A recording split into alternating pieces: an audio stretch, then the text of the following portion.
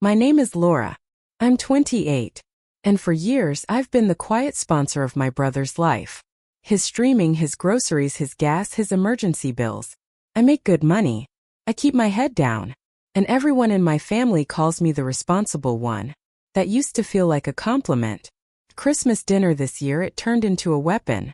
We were all squeezed around the table, plates full, wine glasses raised, when my brother stood up, gave me that smug little smile I know too well, and clinked his glass.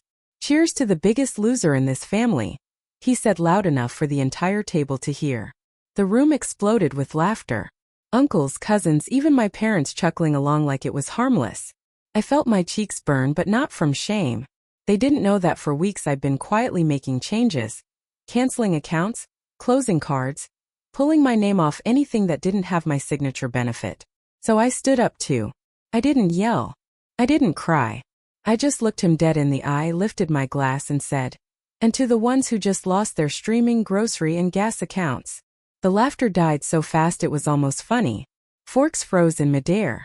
My brother's grin vanished. "What are you talking about?" he asked, his voice suddenly tight. My phone buzzed on the table. Another confirmation email. He glanced down, recognized the logo, and his face drained. In that moment, I wasn't the biggest loser anymore. I was the one who had stopped losing. I pushed my chair back. "You'll figure it out," I said calmly, and I walked away from the table while everyone stared at me like I just flipped the entire family upside down. Before I tell you what he did after that and how cutting him off blew up our family group chat our next holiday, and his entire sense of who he was, tell me, what time is it for you right now and where are you listening from? I want to see just how far this Christmas toast travels. If you'd looked at us from the outside before that Christmas, you would have thought we were a normal family. What you wouldn't see was the invisible spreadsheet that lived in my head, filled with my brother's bills stacked on top of my own. It didn't start with streaming services and gas cards. It started small. Pizza money when he was in college and forgot his wallet, a phone bill he was a little short on, a one-time rent top-up that quietly turned into every few months. By the time I was 24, my paycheck had two jobs: keep my life running and keep his from collapsing. Every time I tried to pull back, someone would say the same line. "You know how he is. You've always been the strong one." First that felt like love. Then it felt like a trap. The first time I added everything up for real was on a random Tuesday night months before that Christmas. I sat at my tiny kitchen table with a notebook, my banking app open, and a sick feeling in my stomach. Streaming subscriptions in my name, grocery deliveries billed to my card, a gas credit card I'd co-signed just for a year, interest, late fees. The total I got wasn't just a number, it was a slap. I stared at it and asked myself a question I'd been avoiding for years. If this wasn't my brother, would I tolerate this from anyone else? The answer hit me harder than any insult he'd ever thrown. Absolutely not. The next day, I didn't have some dramatic epiphany speech. I just started quietly unfurling the safety net. I called the gas company and took my name off the card. I logged in and can-led the streaming profiles he practically lived on. I turned off auto reload on the grocery app and let the remaining credits run out. Each click felt wrong and right at the same time, like I was betraying him and saving myself in the same breath. That's the thing nobody tells you about setting boundaries with family. Doesn't feel empowering at first. It feels like breaking a promise you never remember making. Of course he noticed. "Hey sis, my grocery app says payment declined. Did your card expire or something?" One text read. Another Netflix logged me out. "Did you change the password?" I'd stare at those messages, thumb hovering over the keyboard, heart racing. For years my instinct was always the same. Fix it. Explain. Apologize. This time I tried something new. "I'm making some changes." I typed back once. "You're going to need to handle your own stuff from now on." He replied with a laughing emoji then. Sure. You love funding my lifestyle. Don't be dramatic." He had no idea I was dead serious. The more I pulled back, the louder the guilt got. My mom called one night, voice soft but loaded. He says, "You're being cold lately. Is everything okay?" she asked. I wanted to scream. "No, I'm not cold. I'm tired." Instead I said, "I'm just trying to get my own finances under control." She sighed. "You know, he's not good with money. He's always looked up to you." I hung up that night with the question pounding in my head. Is protecting myself the same as abandoning him? But every time I checked my account and saw a little more of my own money still there, the answer shifted. Little by little, my resentment started to outweigh my guilt. By the time Christmas rolled around, I'd already built a new rule in my head. I would show up with a gift, a smile, and my own bills paid. Nothing else. No secret transfers, no quiet bailouts, no calling customer service on his behalf. I thought I could keep that decision invisible, just a private line I refused to cross. I underestimated how fast one public joke and one quiet boundary could turn into a war. Christmas Day felt like a test I hadn't studied for. On the drive over, I rehearsed neutral answers in my head in case my brother brought up money. I can't help with that anymore. You'll have to figure it out. I'm on a budget too. I didn't know if I was more afraid he wouldn't ask or that he would. When I walked into my parents' house, everything looked the same as every other year. Lights, food, the familiar clutter of half-wrapped presents, but the energy around the table was off, and I felt it as soon as my brother swaggered into the dining room. He had that performative confidence turned up to max, the kind he always used when he was hiding something. Same loud voice, same jokes, but his eyes were darker with a desperate edge that made me uneasy. He plopped down across from me, gave me a lazy salute with his wine glass and said, "There she is, my favorite cash machine." A few people chuckled. I clenched my jaw and took a sip of water instead of answering.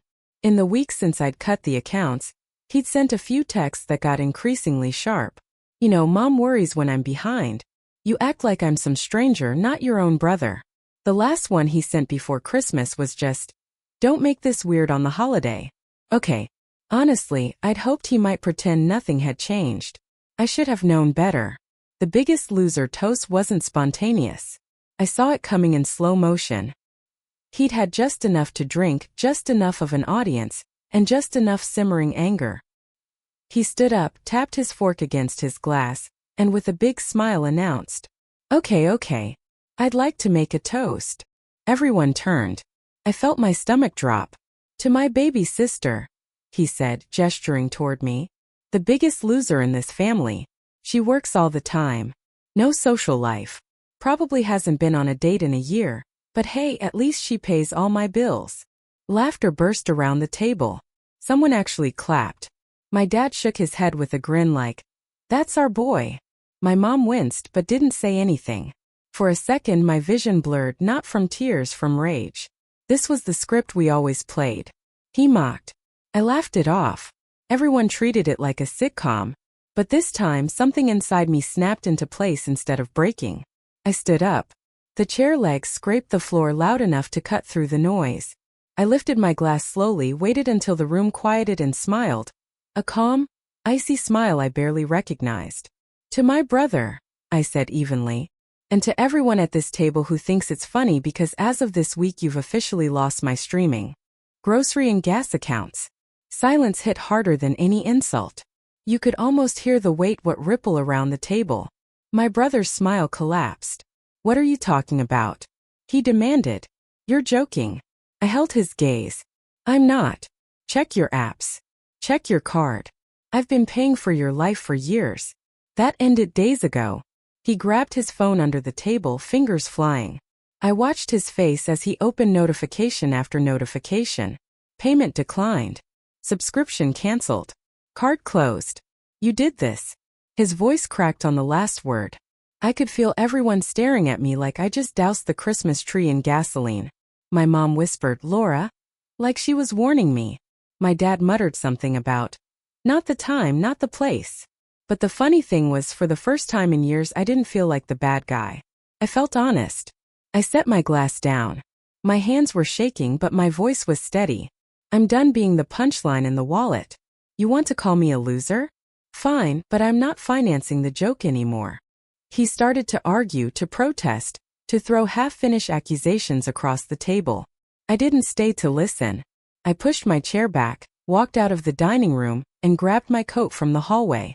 My mom followed me to the door, whisper hissing, "You're humiliating him. Couldn't you have talked about this in private?" I zipped my coat and looked at her. "I tried private," I said quietly. Nobody listened. Then I opened the front door and stepped out into the cold, my breath fogging in the air. Behind me voices rose and overlapped. His anger, my parents' confusion, Someone's nervous attempt at a joke. For once I didn't turn back. I walked to my car with one thought pounding in my chest. If I go back now, nothing will ever change. The fallout started before I even made it home. My phone lit up like a Christmas tree in my passenger seat. First came the text from my brother. "What the hell is wrong with you? You embarrassed me in front of everyone. Turn my stuff back on now." He alternated between rage and guilt trips so quickly it made my head spin. "You know I'm struggling. You know I depend on you. You want me to end up on the street?" A year ago, those words would have sent me into panic mode. That night, they left me exhausted. I put my phone on Do Not Disturb and drove in silence. The echo of his Biggest Loser joke playing on a loop in my head. Somewhere between my parents' house and my apartment, the question hit me again. Am I saving myself or destroying my family? I didn't have a clean answer. When I finally checked my phone hours later, the messages had multiplied. "My mom, call me, please. He's really upset. Maybe you went too far. My dad, we need to talk about tonight. A cousin. Girl. Damn. Are you okay? My brother again. I can't pay for gas this week. Are you happy?" The next few days felt like walking through a minefield blindfolded.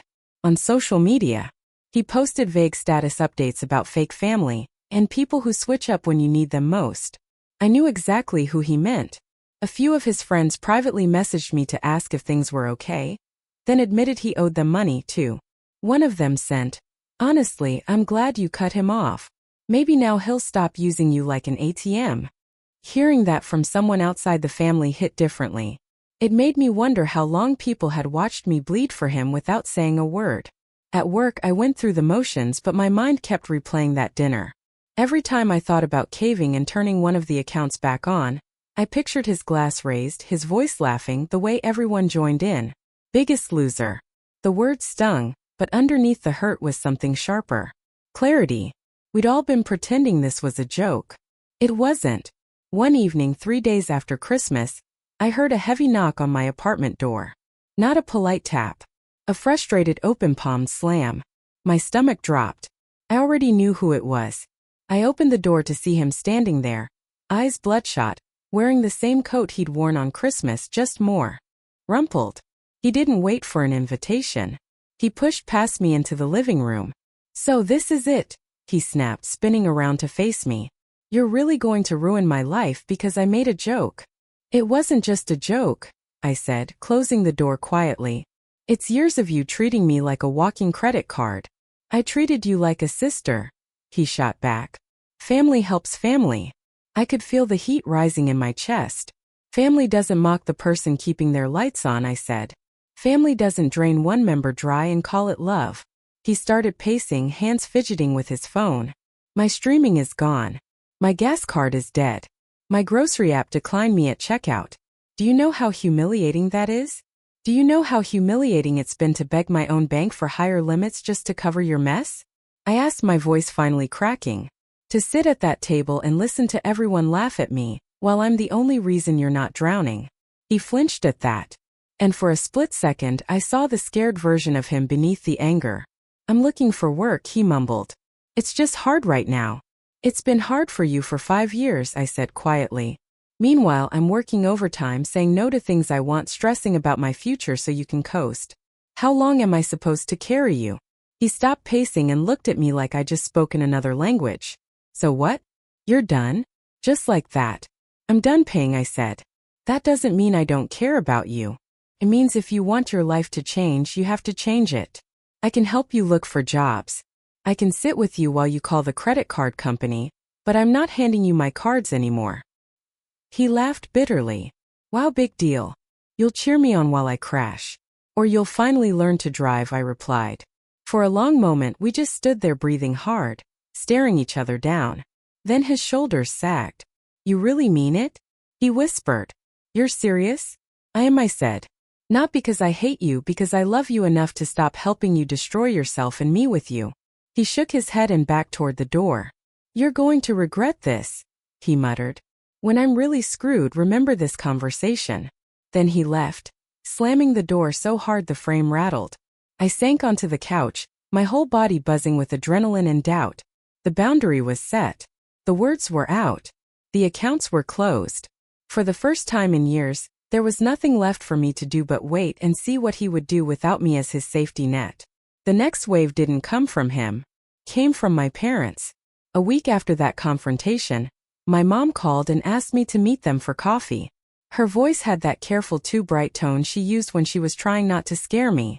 "We just want to talk," she said. "No one's mad." That was never true. I showed up at the cafe and spotted them at a corner table. 2 untouched cups in front of empty seats. My dad looked serious. My mom looked tired. I sat down and braced myself. He's not doing well. My mom started skipping hello. He's behind on his rent. He says you cut him off completely. I stopped paying his bills, I corrected. That's not the same as abandoning him. He feels abandoned, she said sharply. He's our son, your brother. My dad leaned in. We know he's made mistakes, he said. But this public humiliation at Christmas, canceling everything without warning, that was extreme. Laura, I felt my jaw clench. Do you know how many times I tried to talk about this quietly? I asked how many times I told him and you that I couldn't keep doing this. They exchanged a look that told me they did know. They just hoped I'd keep doing it anyway. You've always been the stable one, my dad said. You're good with money. It's easy for you. I almost laughed. Easy? Do you know what my savings would look like if I hadn't been covering his life? Do you know how many trips, classes, or even emergencies I've skipped because I was too busy fixing his? My mom's eyes filled with tears. He told us you called him a leech, she said. Did you? I thought back. I hadn't used that word out loud, but I'd thought it in my darkest moments. No, I said honestly. But I told him I felt used, that he was treating me like an institution, not a person. My mom wiped under her eyes. He's talking about moving out of town, she whispered. Since nobody here has his back anymore. The words twisted something in my chest. For a second, panic flared. What if he really left? What if this spiral ended with him disappearing from all our lives? Then another thought cut through. Is it my job to keep him close by sacrificing myself forever? What do you want me to do? I asked finally. Turn everything back on. Pretend nothing's wrong. My dad shook his head. We're not asking you to go back to how it was, he said. We're asking you to find a middle ground. Help him get on his feet. Maybe pay for a few months while he looks for something solid. That's what I've been doing for years. I said there's always another few months, another rough patch. When does it end? They didn't answer. They couldn't because for them it ended whenever I stopped paying and they never believed I would. If you want to help him, you can. I said he's your son. You can co-sign. You can open your own accounts. I won't judge you. But my name is done. My cards are done. My passwords are mine again. My mom winced like the word mine was dirty. So, you're really okay watching your brother struggle? She asked. I swallowed hard. No, I said I hate it. But I hate watching myself disappear even more. The three of us sat in heavy silence, the noise of the cafe buzzing around us like we were in a different world. Eventually my dad sighed. What if we set some conditions?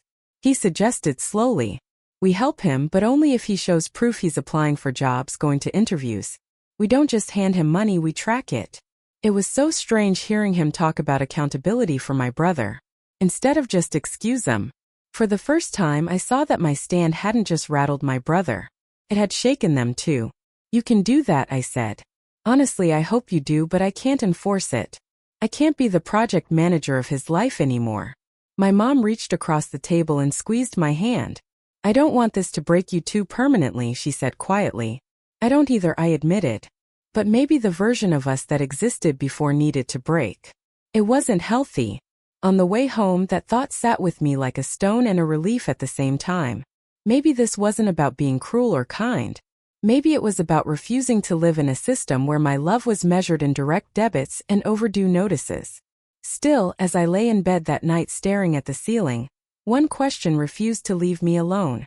How do you know when tough love crosses the line into just tough? I didn't see my brother for almost a month after that. I heard about him in fragments. Through my mom, he missed a rent payment. Through my dad, he says he's looking for work, but I don't know how serious he is. Through a mutual friend, he's been crashing on people's couches, but he's burning through those favors fast. Every update felt like proof that cutting him off had consequences, and none of them were pretty. But they also felt like proof of something I didn't want to admit. That my support had been propping up more than his lifestyle. It had been propping up his denial. Then one night my phone rang at 1 a.m. His name lit up the screen. For a moment I just stared at it, heartbeat thudding, wondering which version of him I was about to get. Angry, drunk, desperate, I answered. "Hello, I'm outside," he said. His voice sounded small and raw. "Can you buzz me in?" I hesitated, then pressed the button. When he stepped into my apartment, he looked different. Not just tired, stripped. No performance, no swagger, just a man carrying the weight of his own choices for maybe the first time. "I got evicted," he said flatly, dropping onto the edge of my couch. "I have 2 bags in my car." That's it. The words hit me like a punch. "I'm sorry," I said softly. He laughed without humor. "Yeah. Well, that's what happens when you live like I did and your donor finally cuts you off." I flinched at the word donor, but I didn't correct him. "What do you want to do?" I asked instead. "I don't know," he snapped. "That's the problem. I've never had to know. Something always came through. You, mom, dad, a friend, a refund, a bonus, a miracle. This time there's nothing." His eyes were glassy, but he wasn't crying. It was almost worse. "I lost my place. My car is on the edge of repossession. Half my friends don't answer my texts because I owe them money. And my own sister is the one who started this landslide." There it was. The accusation he'd been building toward. "No," I said quietly. "You started it." I just stopped cushioning the fall. "Same thing," he said bitterly. "You pulled the only safety net I had." "You had options," I replied. "You just didn't like any of them. Work you thought was beneath you. Budgets you refused to stick to. Help that didn't come in the form of my card." He stood up, pacing again like he had in my living room weeks earlier. "So what now, Laura? Do you feel satisfied? Was this your revenge? Humiliate me, watch me crash, teach me a lesson." The word revenge made my stomach twist. Had that been part of it? That night at Christmas with everyone laughing at me, had there been a piece of me that wanted him to hurt just a little, the way I had? "I wanted you to wake up," I admitted. "I wanted you to see what your life looked like without me constantly patching the holes. I didn't want you homeless." "Well, here we are," he said. "Mission accomplished." The room felt too small for both our guilt and anger. I took a deep breath. "You can crash on my couch for a few nights," I said finally. "But there will be rules. No using my cards, no logging into anything without asking. And while you're here, we're building a plan. Job applications, payment arrangements, a budget. If you're staying under my roof, you're working on your life." He stared at me like he hadn't expected that answer. "You'd let me stay," he said slowly. "But you still won't pay." "Exactly," I said. "I won't let you freeze, but I also won't keep you stuck." He sank back down, head in his hands. "I don't know if I can do it," he murmured. "What if I try and I fail again?" "Then you try again," I said. "And again. That's what the rest of us have been doing while you were outsourcing consequence." He let out a long breath. "You sound like Dad," he muttered. He finally started giving me the same speech. Said, "If your sister can stand up to you, so can we." That surprised me more than anything. My parents weren't just citing me for my boundary. They were slowly trying to build their own. Maybe this earthquake had shaken more than just my relationship with him. "Look," I said, softening. "I know this feels like I turned on you, but I swear this is the first time I'm trying to be your sister instead of your sponsor." He was quiet for a long time. "Then what if I don't know how to be a brother without you fixing everything?" The question was so honest it took my breath away. "Then we both get to learn," I said. "But it starts with you taking one step that doesn't involve my wallet. We can map it out together. I'll sit next to you, just not in front of you anymore, blocking all the consequences." That night he slept on my couch while I lay awake in my bed, staring at the ceiling, wondering which direction this would go. Was this the beginning of his comeback story? Or just another chapter in the same cycle? The only thing I knew for sure was that I wasn't going back to the old script, even if it meant watching him struggle longer than felt comfortable. Change didn't arrive like a movie montage. It came in awkward, messy, painfully slow steps. The next morning I set my laptop on the coffee table, made 2 cups of coffee, and told my brother it was time to start. He groaned, pulled a pillow over his head, and tried to hide. I didn't nag. I just said, "If you don't want to work on this, you can't stay here. I love you, but my home isn't a hiding place." That got him sitting up. We spent hours building a resume from scraps, short-lived jobs, half-finished projects, skills he'd never thought were worth writing down. Every time he said, "This looks pathetic," I reminded him, "It looks honest." That's a start.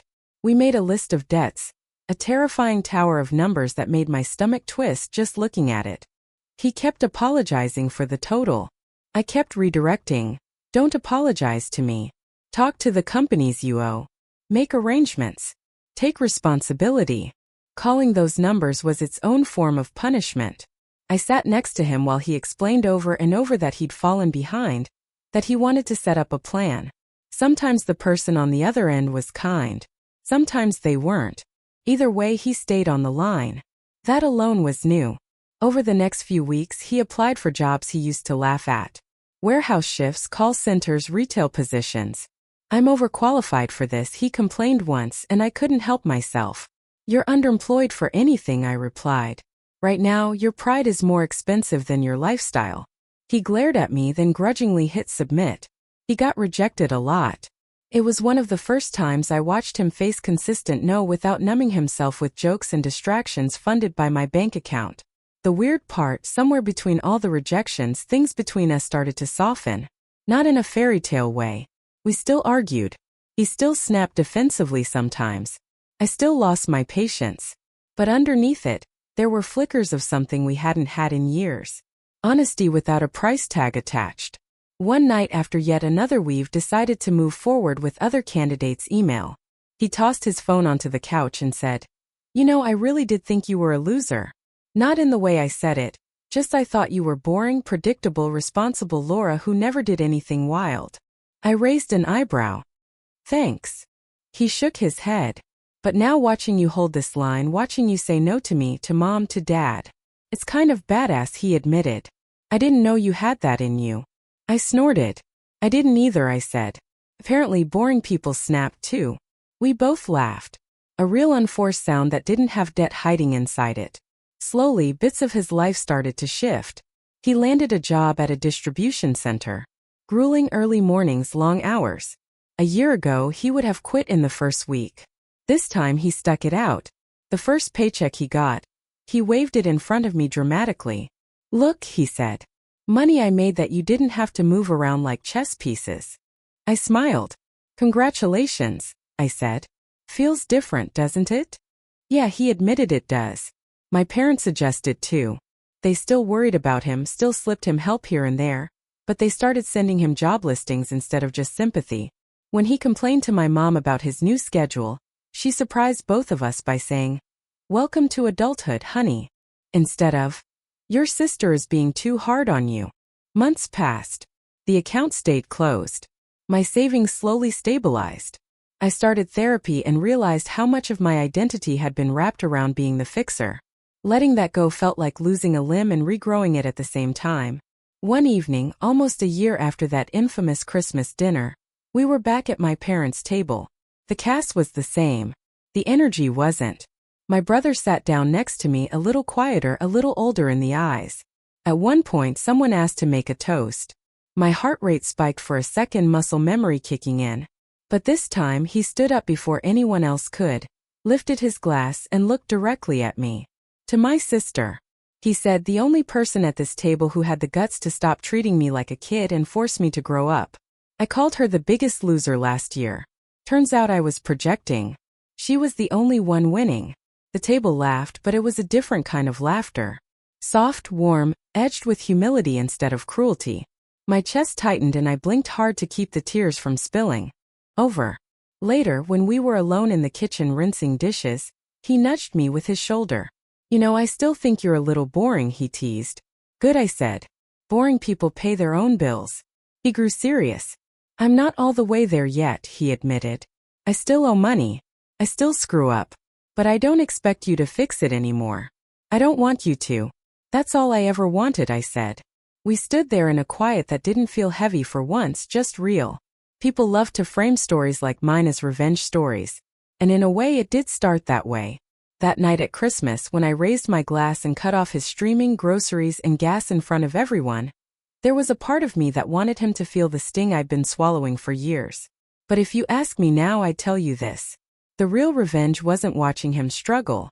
It was refusing to keep sacrificing my future for his avoidance, and forcing all of us to face who we really were without my money softening every blow. Cutting him off almost cost me my brother.